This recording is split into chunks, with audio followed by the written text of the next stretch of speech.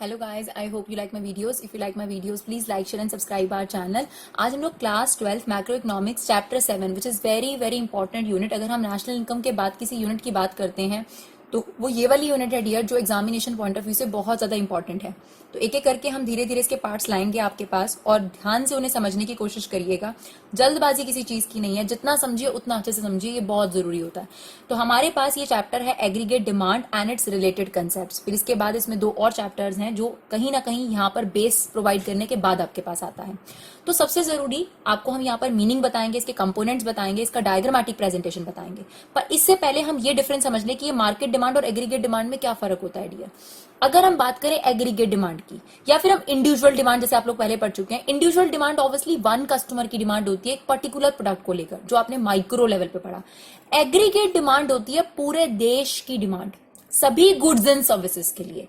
तभी इसकी डेफिनेशन है, it is a total demand for all goods and services in entire economy. Right, पूरे देश में सभी गुड्स एंड सर्विसेज की जो टोटल डिमांड है, यानी इसके बाद कोई टोटलिटी नहीं रह जाती. This is the final total. तो aggregate demand is the total demand for all goods and services in the entire economy. On the other hand अगर आप मार्केट डिमांड की बात करेंगे तो उसमें टोटल डिमांड जरूर होता है, लेकिन only for one commodity. Right, only for one commodity. और यहां पर हमारे पास सभी गुड्स एंड सर्विसेज की सारी जो डिमांड होती है देश के अंदर, जो टोटल डिमांड है जो कंट्री के पॉइंट ऑफ व्यू से निकाली जाती है नेशनल लेवल पर, उसको बोलते हैं एग्रीगेट डिमांड. तो ये दोनों में फर्क आप लोगों को पता होना चाहिए. अब एग्रीगेट डिमांड की definition. Aggregate demand refer to total value of final goods and services which all sector of economy are planning to buy. चाहे वो इंडिविजुअल्स हैं, चाहे वो आपके पास गवर्नमेंट है, चाहे वो फर्म्स हैं, ये सब के सब जो प्लानिंग कर रहे थे कि हम ये खरीदेंगे, ये खरीदेंगे, ये खरीदेंगे. यहाँ पे प्लानिंग वर्ड बहुत इंपॉर्टेंट है. राइट, तो प्लानिंग जो कर रहे हैं कि हम खरीदेंगे, वो सारा का सारा डिमांड जब टोटल कर लिया जाए उसको बोलते हैं डियर एग्रीगेट डिमांड. तो aggregate demand refer to total value of final goods and services which all sector like household, government और फर्म्स या रेस्ट ऑफ द वर्ल्ड की अगर हम बात करें, सारे सेक्टर जो प्लान कर रहे हैं कि बाय करेंगे एक पर्टिकुलर पीरियड पर. Obviously aggregate demand is calculated for a year.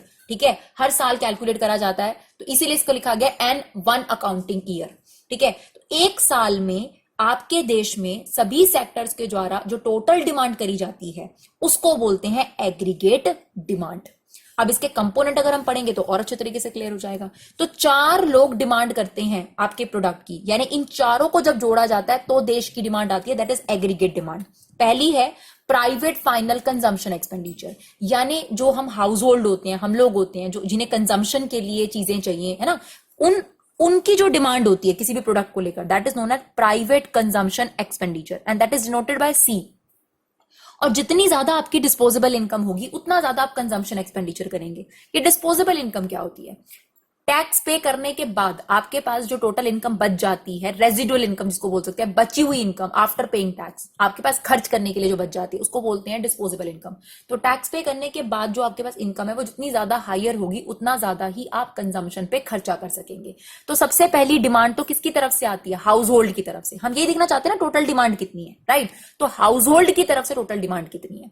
ठीक है, उसके बाद इन्वेस्टमेंट एक्सपेंडिचर, यानी जो ये आपके फर्म्स वगैरह हैं जो ये डिमांड करते हैं मशीनों की, बिल्डिंग्स की, यानी कैपिटल गुड्स की, जिनको आप कह सकते हो एसेट की डिमांड, उसको आप बोलोगे इन्वेस्टमेंट एक्सपेंडिचर. राइट, इसके बाद गवर्नमेंट की तरफ से भी डिमांड होती है. गवर्नमेंट को भी चीजें चाहिए, किस लिए? दो पर्पस से, कंजम्पशन और इन्वेस्टमेंट पर्पस से.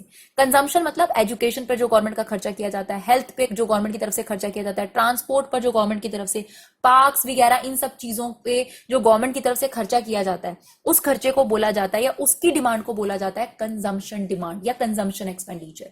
और जो हाईवे वगैरह आपके पास बन जाते हैं, रोड्स वगैरह आपके पास बन जाते हैं, तो ऐसे केस में आपके पास जो खर्चा करा जाता है गवर्नमेंट की तरफ से, that is known as investment demand या फिर इन्वेस्टमेंट एक्सपेंडिचर.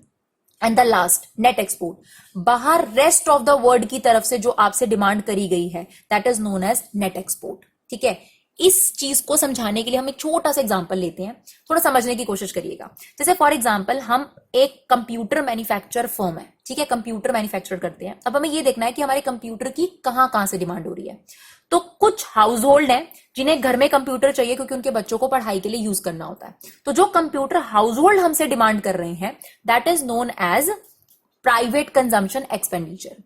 कुछ कंप्यूटर हमसे बिजनेस फर्म्स ने मांगे हैं बिकॉज वहां पर एक एसेट के तौर पर उनका एक इस्तेमाल होता है जिससे वो आगे और काम कर सकते हैं, आगे जो भी चीजें उनकी होती हैं जो कि जैसे काउंटिंग पार्ट है या कोई भी पार्ट है, तो फर्म्स भी आपसे कंप्यूटर की डिमांड कर रही हैं।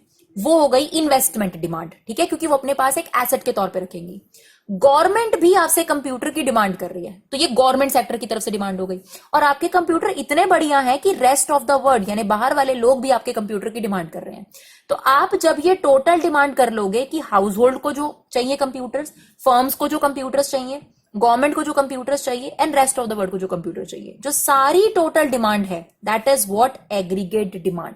तो छोटा सा एग्जांपल हमने आपको दिया है जो डेफिनेटली इसको रिलेट नहीं करता बट समझने के लिए एक तरीके से क्लियर है कि अगर मेरे देश में सिर्फ एक ही ये फर्म है कंप्यूटर की और ये टोटल आपने डिमांड देखनी है, तो आप सारे सेक्टर्स की तरफ से करी जाने वाली कंप्यूटर की डिमांड को टोटल कर लोगे तो आपके पास एग्रीगेट डिमांड आ जाएगी। तो एग्रीगेट डिमांड के कंपोनेंट होते हैं कंजम्पशन एक्सपेंडिचर क्योंकि हाउस होल्ड अपने यूज के लिए लेता है, इन्वेस्टमेंट एक्सपेंडिचर क्योंकि बिजनेस एसेट के तौर पर उसको रखता है तो इन्वेस्टमेंट, गवर्नमेंट दोनों यूज कर सकता है कंजम्पशन या इन्वेस्टमेंट डिपेंडिंग अपॉन, और नेट एक्सपोर्ट बाहर वाला देश हमसे क्या डिमांड कर रहा है, तभी लिखा गया export minus import, net export is export minus import, right. तो इन चारों कंपोनेंट को जब प्लस किया जाता है तो हमें पता चल जाता है कि हमारे देश में चारों सेक्टर्स के द्वारा यानी हाउस होल्ड के द्वारा, फर्म के द्वारा, गवर्नमेंट के द्वारा और रेस्ट ऑफ द वर्ल्ड के द्वारा, इन चारों सेक्टर्स के द्वारा टोटल डिमांड कितनी करी जा रही है, that is what aggregate demand all about.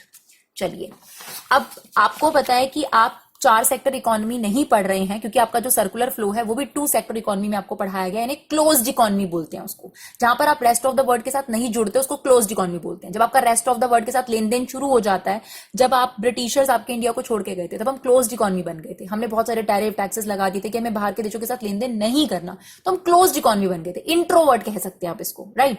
तो हम लोग जो एग्रीगेट डिमांड पढ़ेंगे या हम आपको जो पढ़ा रहे हैं मैक्रो, वो 2 सेक्टर फ्लो में ही पढ़ा रहे हैं।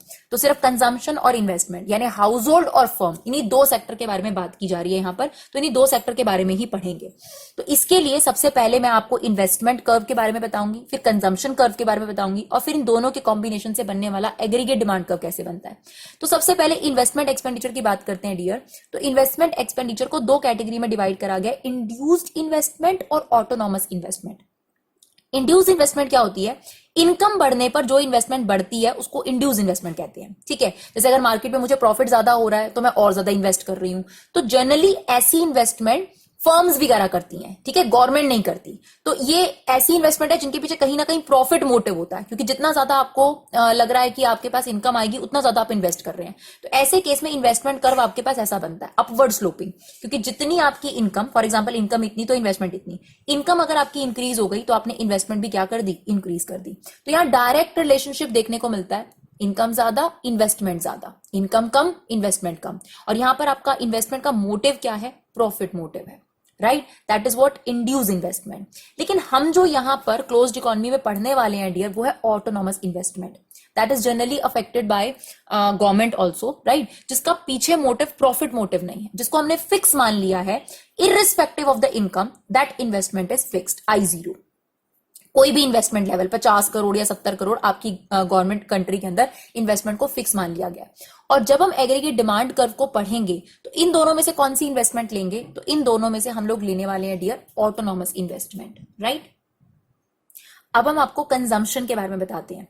तो कंजम्पशन जो फंक्शन है, consumption is also dependent upon your income. अगर आपके पास, हमने बताया था, डिस्पोजेबल इनकम ज्यादा होगी तो आप कंजम्पशन बढ़ा देंगे, अगर आपकी डिस्पोजेबल इनकम कम होगी तो आप कंजम्पशन कम कर देंगे। ऑब्वियस सी बात है कि अगर आपके पास टैक्स पे करने के बाद जो इनकम आ रही है वो ज्यादा है तो आप अपनी कंजम्पशन बढ़ा देंगे, और अगर आपकी इनकम कम है तो आप कंजम्पशन को कम कर देंगे। अब लेकिन कंजम्पशन में एक खासियत होती है डियर, हमने एक कंजम्पशन कर्व बनाया, इनकम पे जरूर डिपेंड करता है, लेकिन ऐसा नहीं होता कि इनकम 0 पर आप कंजम्पशन कुछ नहीं करेंगे, दैट इज नॉट पॉसिबल। अगर आप इनकम नहीं भी कमा रहे हैं तो भी कंज्यूम जरूर होगा। जैसे आपको पता है कि कई लोग जैसे मान लीजिए कि विडोज हैं या फिर ओल्ड एज हैं, अगर वो नहीं कमाते हैं तो क्या वो कंज्यूम नहीं करते? या इवन आप बात करिए जो लोग लंगर में जाकर या कहीं और जाके खा रहे हैं, बेशक उनके पास 0 इनकम है बट स्टिल दे कंज्यूम, हम भूखे तो नहीं रह सकते ना, तो खाना तो पड़ेगा ही। तो इसीलिए यहां पर कभी भी y0 c0 यानी ये वाले पॉइंट से स्टार्टिंग नहीं होती इस कर्व की, यानी ओरिजिन से स्टार्ट नहीं होता, ये थोड़ा ऊपर से स्टार्ट होता है, जो ये शो करता है कि बेशक आपकी इनकम जीरो है बट कुछ फिक्स्ड कंजम्पशन जरूर होगी जिसको हम बोलते हैं autonomous consumption and that is denoted by C bar. यानी इनकम जीरो पे भी हो सकता है आपकी कंट्री के अंदर 20 लाख रुपए की कंजम्पशन जरूर हो रही है, लेकिन बाकी चीज ओके है। अगर आपकी इनकम इतनी है तो कंजम्पशन 20 से बढ़ जाएगी, 40 लाख हो जाएगी। अगर आपकी इनकम बढ़ जाएगी तो आपकी कंजम्पशन और बढ़ जाएगी, आपकी इनकम बढ़ जाएगी तो कंजम्पशन और बढ़ जाएगी। लेकिन कंजम्पशन जीरो से स्टार्ट नहीं होती, बिकॉज इट्स नॉट पॉसिबल कि इनकम जीरो तो कंजम्पशन जीरो। अगर हम नहीं भी कमाएंगे तो कहीं ना कहीं से अपना पेट तो भरेंगे ही, तो यहां से स्टार्टिंग नहीं होती, इसका थोड़ा सा ऊपर से स्टार्टिंग होता है। That portion is known as autonomous consumption, यानी वो कंजम्पशन जो जीरो इनकम पर भी देश के अंदर करी जाती है, राइट। इसीलिए कंजम्पशन फंक्शन के दो पार्ट हैं जो हम आपको बाद में भी बताएंगे, एक ऑटोनॉमस वाला और एक इनकम पे डिपेंड होने वाला, राइट। अब आपको हम बताते हैं एग्रीगेट डिमांड कर्व कैसे डिराइव होता है।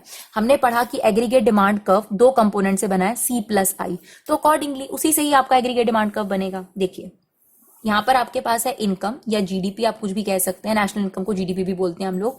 और यहां पर आपके पास जो भी आप कर्व बना रहे हैं, आप एडी कर्व भी बनाएंगे, कंजम्पशन भी और इन्वेस्टमेंट, एक्चुअली इन दोनों के कॉम्बिनेशन से ही एडी डिराइव होगा ना। तो देखिए ऑटोनॉमस इन्वेस्टमेंट आपने ले ली क्योंकि आपने इन्वेस्टमेंट को फिक्स मानना है। कंजम्पशन जो है वो जीरो से स्टार्ट नहीं होगा, कंजम्पशन कहीं ऊपर से स्टार्ट होगा आपके पास, तो आपने कंजम्पशन कर्व को यहां से स्टार्ट कर दिया, राइट। अब आपके पास ये कंजम्पशन कर्व आ गया आपके पास। अब देखिए डियर, इन दोनों के प्लस से आपके पास क्या आ जाता है, एग्रीगेट डिमांड, राइट। अब आप देखिए अगर आपके पास मान लीजिए ए लेवल ऑफ इनकम है तो आप कंजम्पशन कर रहे हैं इतनी, ठीक है, यहां तक आपकी कंजम्पशन हो गई। इस कंजम्पशन में आपने और क्या जोड़ना है, इन्वेस्टमेंट, तो आपने ये जोड़ दी इन्वेस्टमेंट, ठीक है। फिर उसके बाद आपकी बी लेवल इनकम है, बी लेवल इनकम पर आपकी कंजम्पशन इतनी है, इसमें फिर से आपने जोड़ना है इन्वेस्टमेंट जो कि सेम पोर्शन है। तो इस तरीके से अगर आप देखेंगे तो आपके पास एग्रीगेट डिमांड कर्व बिल्कुल कंजम्पशन के पैरेलल बन जाता है। क्यों, बिकॉज कंजम्पशन कर्व में आपने देखिए यहां तक आपकी इनकम है तो यहां तक तो आपकी कंजम्पशन है ही है, ये कंजम्पशन है पूरी की पूरी, इसमें अभी आपने इन्वेस्टमेंट और जोड़ना है। तो क्योंकि आप कंजम्पशन में बार बार इन्वेस्टमेंट जोड़ेंगे और इन्वेस्टमेंट जो है वो हर बार सेम रह रहा है, तो इसी वजह से आपके पास ये पैरेलल रहेगा। तो इसका मतलब इनके बीच का गैप क्या है आपके पास, इन्वेस्टमेंट कर्व। तो इस तरीके से आपका डिराइव हो गया इन्वेस्टमेंट और कंजम्पशन कर्व से एग्रीगेट डिमांड। तो आई होप आपको ये वीडियो समझ में आया हो। Thank you so much guys for love and support, keep supporting Vibha classes.